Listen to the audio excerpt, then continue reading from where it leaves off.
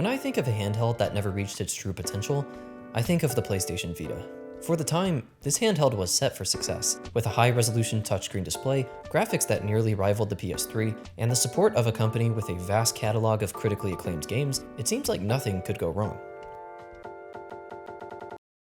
However, due to multiple factors, such as the Vita's lack of exclusive games, the expensive proprietary memory cards, the rise of mobile gaming, and Sony's focus towards the PS4, the Vita truly never had its time to shine. Today, most people view the Vita as another piece of forgotten tech, a failed handheld from the past.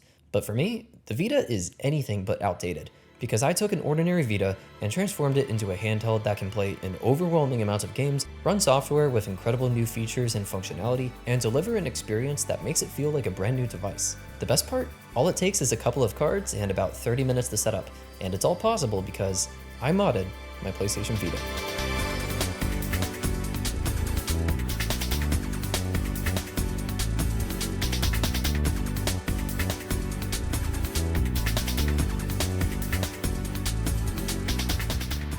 Thanks to the Vita modding community, the PlayStation Vita now feels like it's finally receiving the support it never got from Sony. And over time, the community's been busy adding and implementing all new games, applications, and features that you can try out today. Now you can play your games on an external monitor, install custom themes, play any PSP or PS1 game natively, and so much more. After an extensive amount of time researching and testing everything that's possible with a modded Vita, I'm finally ready to share all of my findings. And in this video, I'll discuss how to get started modding a Vita, the most essential software I recommend installing afterwards, and 10 unique reasons for why you'd even want to mod a Vita to begin with. Alright, without further ado, let's get started.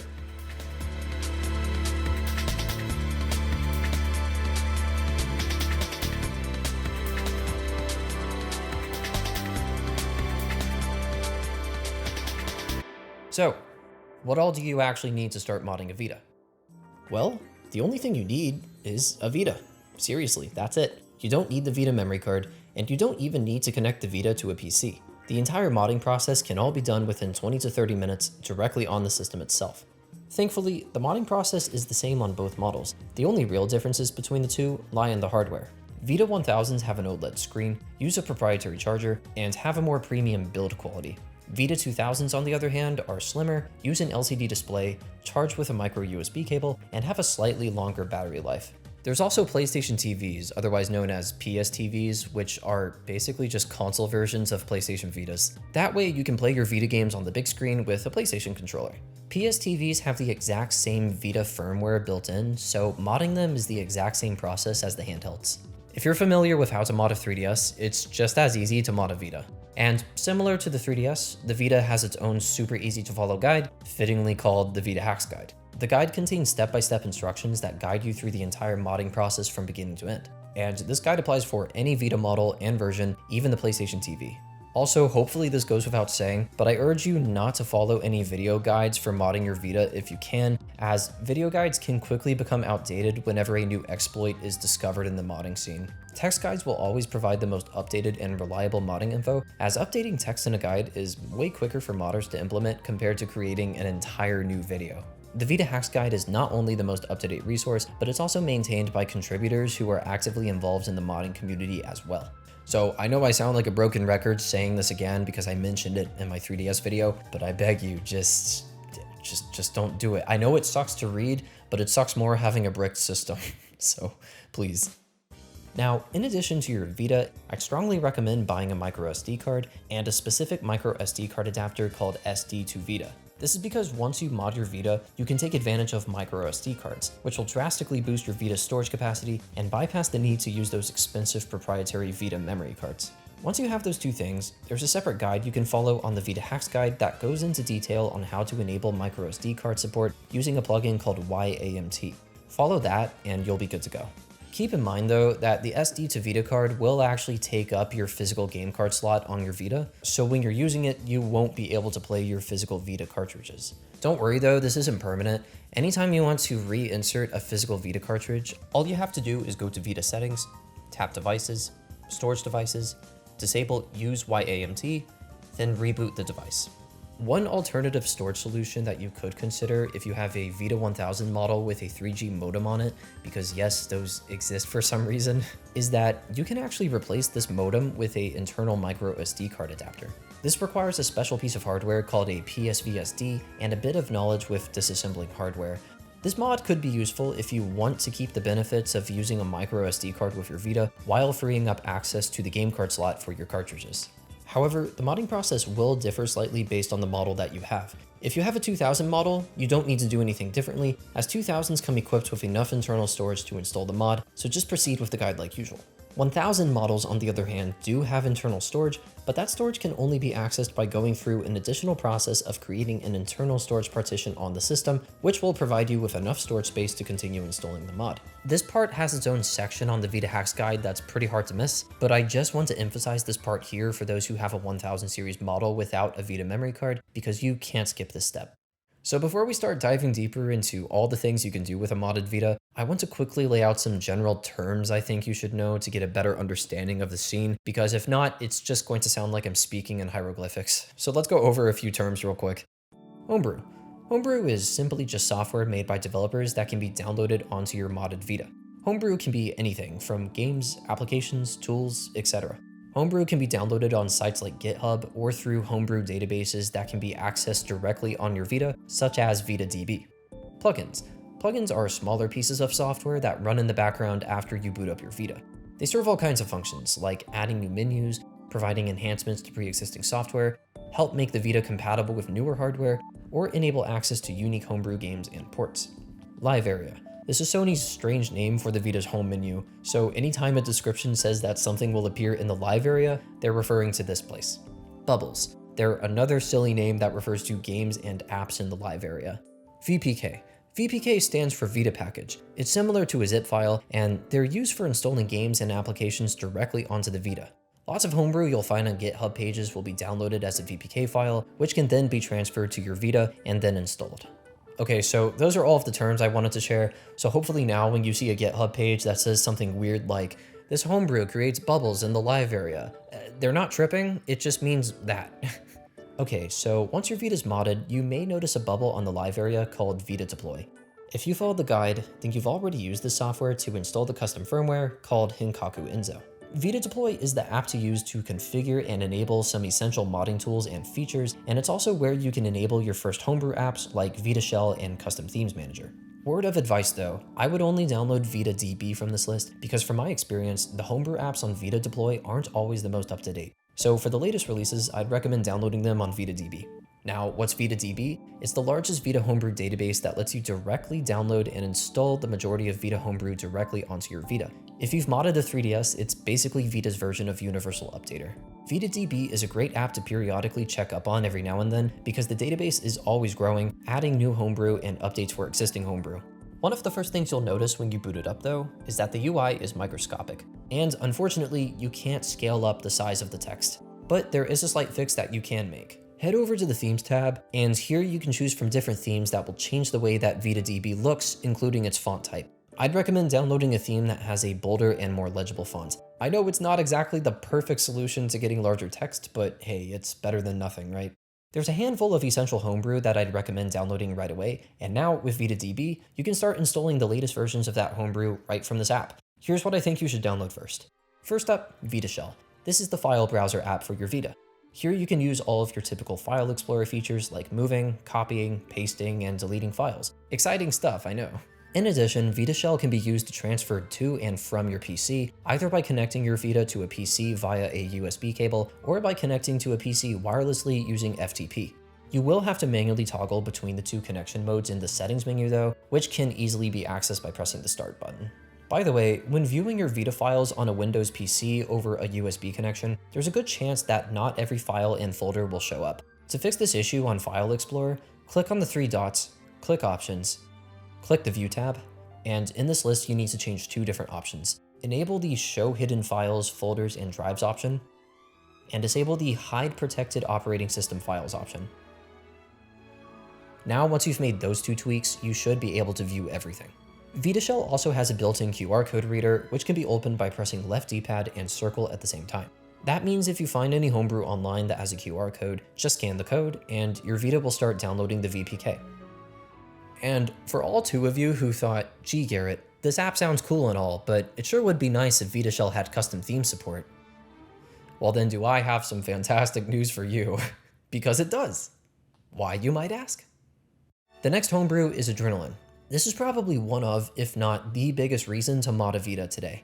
Adrenaline is a full-fledged custom firmware that runs PSP and PS1 games perfectly. It runs on the original PSP interface and it's chock full of features like save states, dual analog support, and the ability to launch PSP and PS1 games directly from the live area by using a separate forwarder app.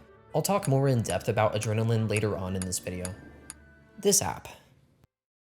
How do I phrase this without being specific? This app is basically that app, but for Vita. Based on how vague my description is, you probably have a good idea of what this app is, but if you still don't know, just... You're a smart person, I'm sure you'll figure it out. Custom Themes Manager. It gives your modded Vita the ability to download and install custom-made themes for the Vita home menu, complete with their own custom backgrounds, custom icons, and theme music.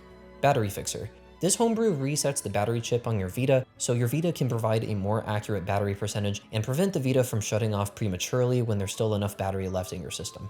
PS Vidant. PS Vidant shows important information about your Vita, such as the MAC address, your model type, PSN account details. It even shows the passwords of your Wi-Fi usernames, so try not to show this anywhere online. I would blur as many details as you can, but it's really great for knowing information like that. Okay, that's all of the important homebrew that I'd recommend you download or at least consider. And now I want to get into more detail on 10 different aspects of Vita modding that I think you should look into if you want to get the most out of your modded system. First off, if you're tired of staring at those boring default themes all the time, spruce up your Vita with custom themes. There's thousands of themes made by the Vita modding community, and there's even a plugin you can download to create your own themes. As mentioned before, Custom Themes Manager is the most popular theme homebrew for Vita. It's the all-in-one place to download thousands of different themes either directly on the app itself or through its companion website PSVT. If you have a theme in mind, it probably exists. There's themes for anime, album art, games, themes that copy the aesthetic of other themes, beautiful themes, not so beautiful themes, this unholy abomination.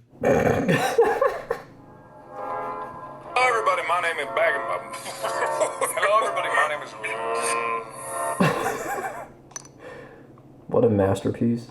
You name it, we got it. If you'd like to search through another theme repository though, check out Tima. Tima has its own selection of themes that are unique, but it's also a great resource to download themes for VitaShell. Personally, I don't think it's too exciting to download themes for a file management software, but to be fair, you will be seeing this screen quite often when you're first setting up your modded Vita, so might as well make it look nice, right? And as mentioned before, there's a plugin you can download to create custom themes yourself. PSP to WPP is a custom theme creator that can be used to create your own wave themes. These themes are more simplistic though. You're not going to have the complexity to create and add your own pictures and music to these. The plugin comes with a few pre-made themes that showcase the different visualizers you can make. And from there, these pre-made themes can be edited directly in VitaShell by using VitaShell's text editor tools. Yes, I know it's not the most user-friendly software to look at, but after watching a tutorial on how this all works, it's much easier to edit the themes than it looks. Customization on a modded Vita doesn't just stop at themes, however. If you're not a fan of the Vita's bubble aesthetic, there's custom launchers that can actually change the entire appearance of your Vita, providing all new home menus to launch your games and software from. Each launcher has its own unique looks and features, so I'll just showcase some of the more popular launchers to give you a general idea of what these are like.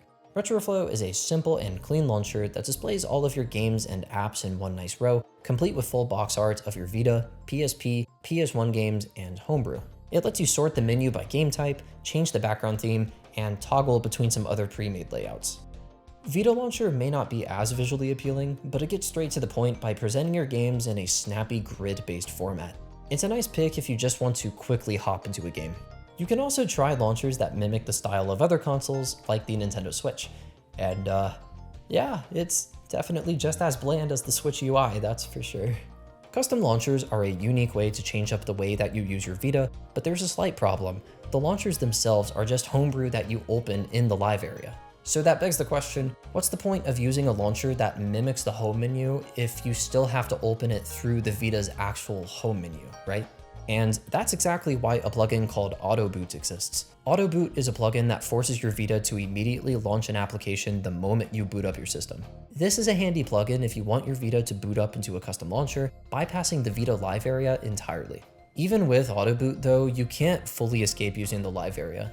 Every time you choose a game, you're still going through the live area. And to switch games, you'll need to close the current one from the live area before jumping back into the launcher to select another game. So then, custom launchers are mostly just for aesthetic purposes, and might be more useful if you're going for a more console-like experience with your Vita, especially when paired with a Bluetooth controller and a larger screen. Ultimately though, using one will be up to your preference. But style doesn't matter all too much if there's no substance, and a modded Vita carries plenty of it thanks to the power of plugins. A modded Vita is capable of running hundreds of different plugins, all with their own varying effects and benefits. The easiest way to download and install plugins on Vita is with a piece of Homebrew called Auto Plugin 2. It's a Homebrew that has the most common Vita plugins and provides an easy way to manage, download, and install plugins onto Vita, all with just the press of a button. This Homebrew isn't available on VitaDB though, so I'd recommend sourcing it online and installing it through Vita Shell. I'll provide a good resource to download Auto Plugin 2 in the description below. From what I've read online in the modding community, Auto Plugin 2 is a pretty divisive piece of software, because since you're relying on Auto Plugin to install the plugins for you instead of manually adding the plugins yourself, there could be a chance that some plugins come into conflict with each other, therefore causing your Vita to crash or fail to boot. However, from my experience, Auto Plugin works just as fine as long as you're not installing every plugin you come across. I only keep about 20 to 25 plugins installed at a time, and keeping your plugin count low drastically reduces your chances of having any plugin issues. And even if you do experience any plugin conflicts that prevent your Vita from booting up, there's a fix for that. Auto Plugin frequently reminds you that you can hold down the L button while powering on your Vita to disable all plugins temporarily. From there, you can open Auto Plugin, disable the most recently installed plugin, and reboot. Just repeat that process until your Vita starts up normally without having to hold down the L button, and at that point, you'll know which plugin was causing you the boot up issue. Now with that out of the way, Auto Plugin has tons of different plugins to try out, but for simplicity's sake, here's some of my favorite plugins to consider installing. Auto Boot. I've already mentioned it, it's the best plugin to use if you have any interest with using custom launchers. Repatch. Repatch is an important plugin to download so you can add modded files and patches to your Vita games. These files can be used for all kinds of use cases, such as to add English translations to Japanese games or install custom texture packs. It's also used to get certain Homebrew ports running like the GTA games, Bully, and Max Payne.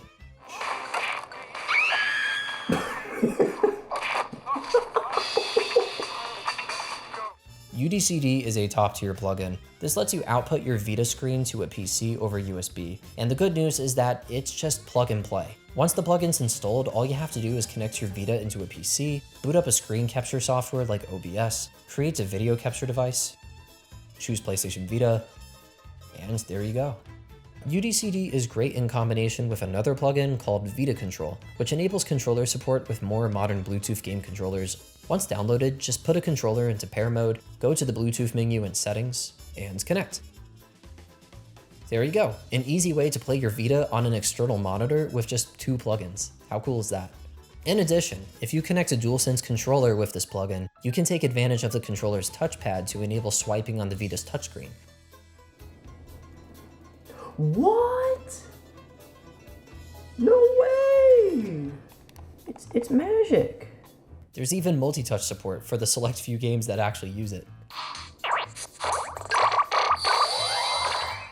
Shellbat. Shellbat shows the Vita's battery percentage in the top bar. You'd think this would have been included in the stock OS, but it wasn't for some reason. So here you go.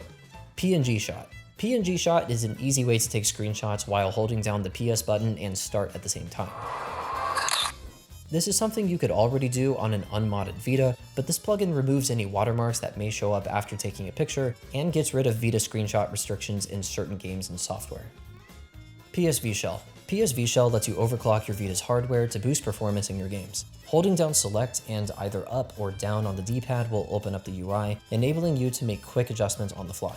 PSV Shell lets you toggle between 3 different display modes, which can be nice if you want to keep an eye on a game's performance, for example. This is quite a useful plugin, especially for games on Vita that underperform like Borderlands 2, that see a huge boost in performance and stability after overclocking the CPU.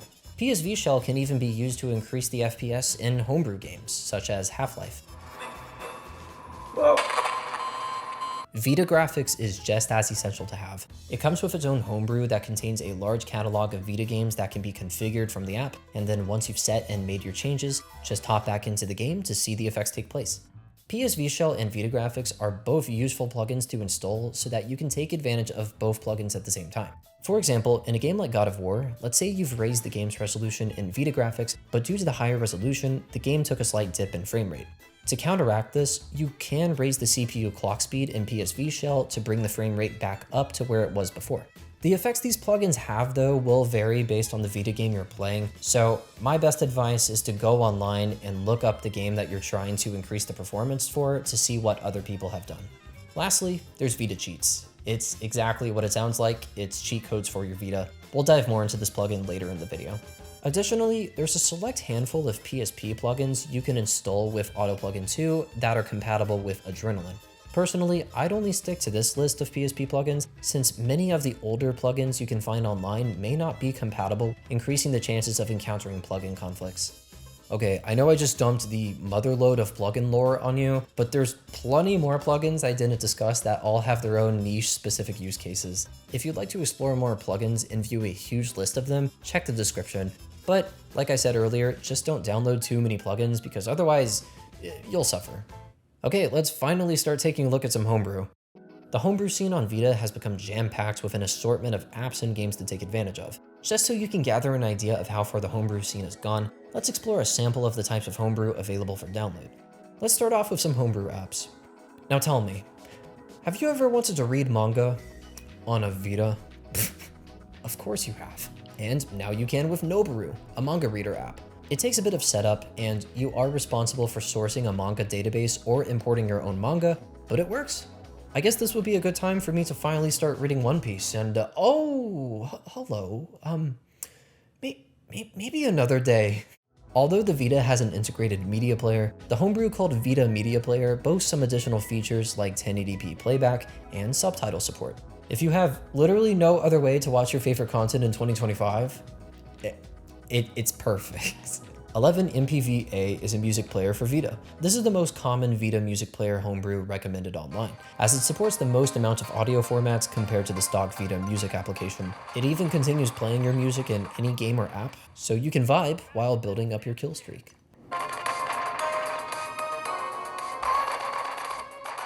Or maybe not, because you're awful at shooters like me. As a backup though, I found another piece of homebrew called Media Importer. It's a piece of homebrew that locates any MP3 files found on your microSD card, and then imports the files into the Vita's stock music app. There also used to be a homebrew called C-Spot, which was actually a custom Spotify app for Vita. Unfortunately, it's just stopped working completely though. Nah. So if any smart people want to develop a new homebrew Spotify app for Vita, you would have at least one user. It's me, hi, hello. It would be like my little Spotify desk companion while I'm working. It'd be great. Please, someone do it, I beg you. LCD color saturation, as the name implies, was created to boost the saturation of the Vita 2000 models that only use LCD displays. The first time you launch the homebrew, it makes a small tweak to your Vita's registry, and that's it. I don't have a comparison to measure the difference, but I have noticed that there are a lot of games that have a stronger contrast in them now, so my source is trust me. Moonlight is an open source streaming software that enables your Vita to connect to your local PC, giving your Vita access to play through your Steam library. Depending on the connection speed and the game that you choose, this could legitimately open up the Vita to a much larger library of games. However, since your games are being streamed onto a 960 by 544 resolution display, certain text and UI elements might appear too small to read on the Vita's display, as demonstrated here with Expedition 33. But if you play games with larger text or simpler looking graphics, you could get a lot of leverage from this, especially in games with less text like Cuphead. But why bother streaming Cuphead when you could instead play a direct port of Cuphead? Thanks to the efforts of the modding community, a wide selection of PC and Android games have been ported over to the Vita. Rockstar's older games have been ported over, including GTA San Andreas, Max Payne, and even Bully.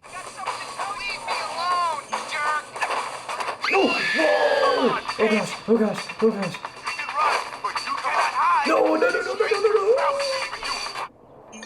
I mean, the game's called Bully for a reason. I'm gonna bully.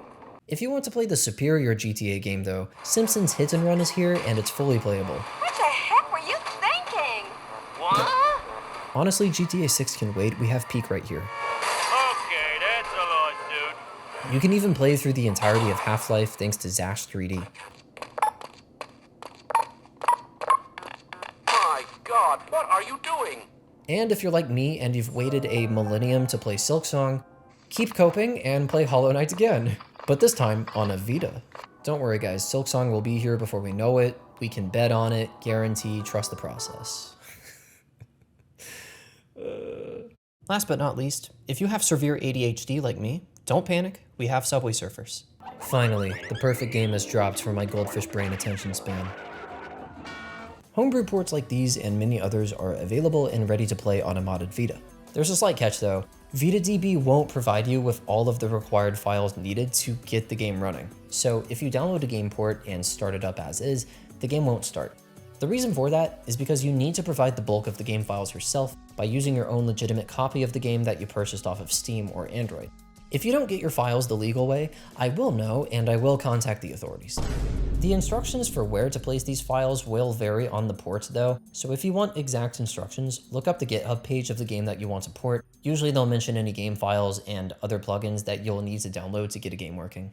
If you don't want to bother going through multiple hurdles to port over games to Vita though, there's quite a handful of some free homebrew games you can play that don't require any additional files at all.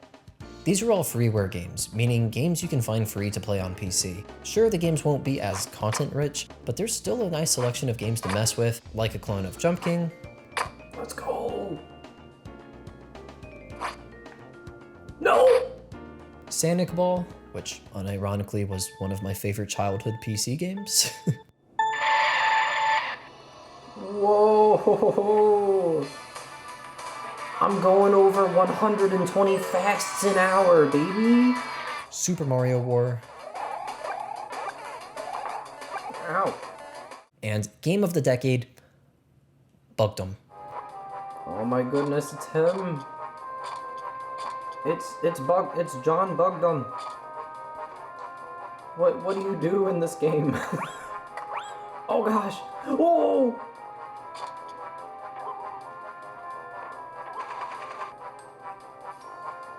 This is the best game I've ever played in my life. Okay, if I'm being honest, I don't really think you'll be spending too much time with these games, especially because many of them vary drastically in quality. When it comes to free homebrew games, for every god tier Bugdom type game you find, there's about 10 slop tier games. Just like Sonic Unleashed, at Home Edition. Okay. Fine. No! What? Wait, how far back does the homing attack work? What? What do you mean? And then you have all of these low-effort Slenderman clone games where you have to find all 8 MacGuffins to win. There's definitely plenty of those. What are you? What are you, my brother in Christ? What are you? So these are fun to mess with, but just keep your expectations in check. Slenderina 2D? Is this really a mobile game? I can't, like, I actually have to touch the screen right now. I don't want to leave this place yet. Well, you know what? I sure do. While you're busy playing all of these games though, you should remember to save and save often. Fortunately, a modded Vita makes it quite easy to create backups of your save files. The homebrew called Vita Save Manager will let you quickly create save data backups and then restore those backups at any time. This could be useful in a couple of scenarios, such as if you wanted to create a backup right before a pivotal choice occurs in a game, or if you have a second modded Vita that you wanted to transfer your save backups to. Or maybe you just want backups for safekeeping.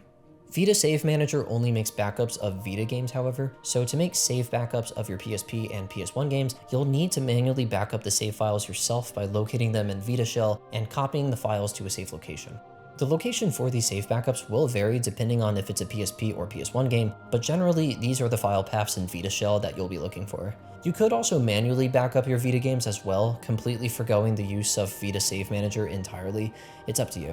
One other reason to make save backups though is so you can mess with cheats and select Vita games. Installing a plugin called Vita Cheats on Auto Plugin 2 will grant access to a custom-made cheat menu that can be opened in any game at any time with the button combo L plus right on the D-pad. By default, the plugin won't have many cheats pre-installed, so if you want more, I found a huge cheat database directly on the Vita Cheats GitHub page. There's a way to just download the entire database and place it directly onto your microSD card. I'll include the GitHub page below if you're interested.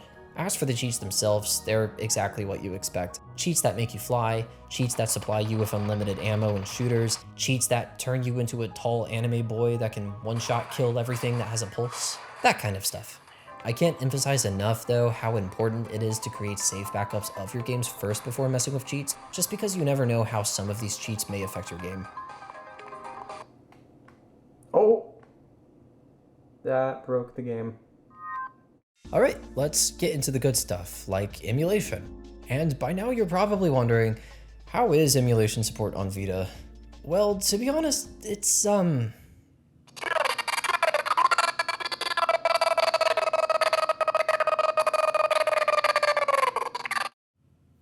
yeah, you be the judge. There's lots of emulators to choose from at least. Some Homebrew offer an all-in-one package or multi-core emulators that can emulate a whole slew of game systems. The big multi-core emulator Homebrews to download are RetroArch and Emu for Vita. I'd much prefer using Emu for Vita over RetroArch because if you have any familiarity with RetroArch, you already know how tedious and frustrating it is to set up. And Emu for Vita is actually a pretty competent alternative that has support for lots of different systems outside of the most popular retro consoles, like the WonderSwan and everybody's favorite, the Atari 2600.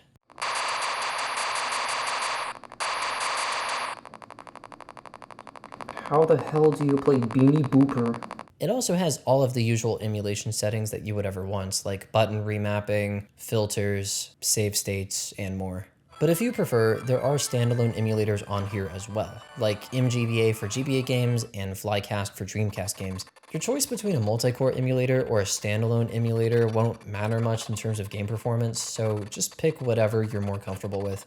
It should come at no surprise that any 8-bit system you throw at the Vita will run just fine. Systems like NES, Game Boy, and Game Boy Color will all run games at full speeds with no drawbacks. Unfortunately though, the good news stops there, because as soon as you reach 16-bit systems like Super Nintendo, problems already start to present themselves. Super Nintendo games like Secret of Mana, Super Punch-Out, and Super Mario RPG all dealt with constant audio pops and crackles, and occasionally even struggled to keep up at a consistent frame rate without stuttering. Changing the core did help slightly in Super Mario RPG, but you can still make out the audio crackles. Oddly enough though, Genesis games performed much better. I don't know why, must be that blast processing. As for 64-bit systems and above, like Nintendo 64, Sega Dreamcast, and Nintendo DS, I would just avoid these with a 10-foot pole. Sure, a small handful of games are playable here and there, and with some time and effort adjusting emulation settings, you could get some of these games to a roughly playable state, but most of the time you'll be dealing with poor game performance, insane audio stutter,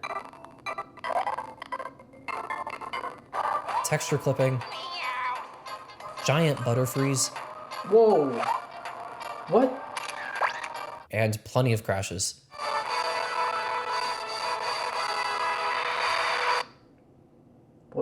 What am I looking at? And oh my god, don't even get me started on how terrible DS is.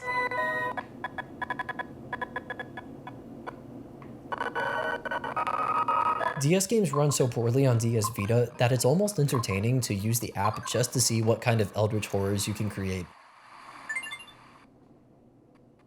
Oh, hello. New nightmare unlocked. Yeah, screw that, I'm going back to Beanie Booper. So while Vita may not be a strong contender as an emulation machine, there's one piece of Homebrew you can download that is so impressive, it could be the only reason why you decide to mod a Vita at all. It's called Adrenaline. It's a complete custom firmware that plays any PSP or PS1 game on your Vita, and it all runs on the original PSP interface. And the best part is that almost any game you run on it runs like a dream. This is because the Vita has always had native support for PSP, thanks to a separate processor built inside the Vita that's solely responsible for running PSP and PS1 games. Before Adrenaline, you were limited to playing specific PSP and PS1 games that were provided as digital downloads by Sony on the official PlayStation Store.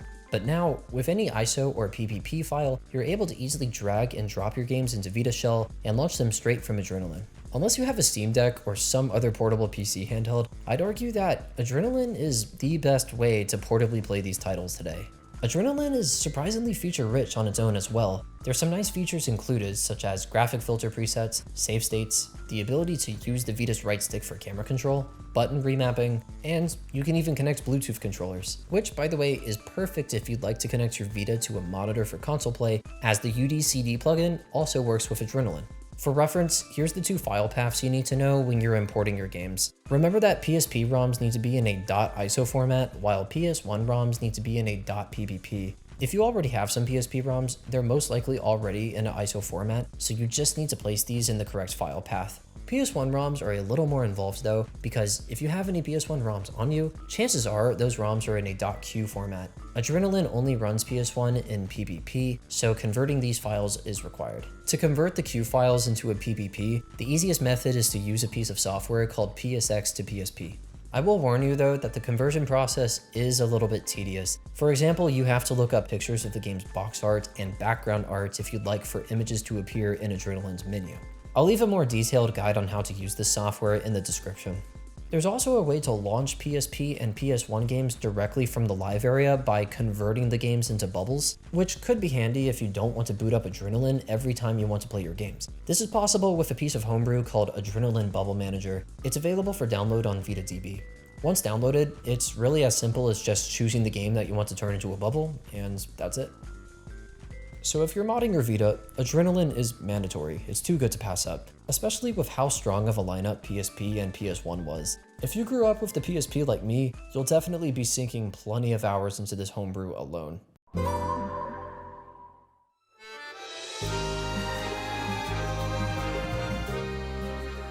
It's shocking how little Sony supported the Vita, and that's all too apparent when you begin to discover the vast amount of support the modding community has provided the Vita with over the last decade. From unlocking full backwards compatibility for PSP and PS1 games, to decking out your home screen with custom themes, to the ability to use a Vita on a TV or monitor, there's no shortage to what you can achieve with a modded Vita. So, if you have a Vita lying around that you haven't used in years, or if you're considering picking one up for the first time, I hope this video has given you at least some insight on this giant world of Vita modding. So if any of this sounds like it's of any interest to you, the Vita Hacks Guide will be below, along with a multitude of other links relating to the other topics I've mentioned throughout this video, so please go check it out down below. Anyways, that's all I've got. Thank you so much for watching this video all the way to the end, and thank you so much for 10,000 subscribers. I can't even believe I get to say that number out loud. Have a great day, keep on modding, and I'll see you next time.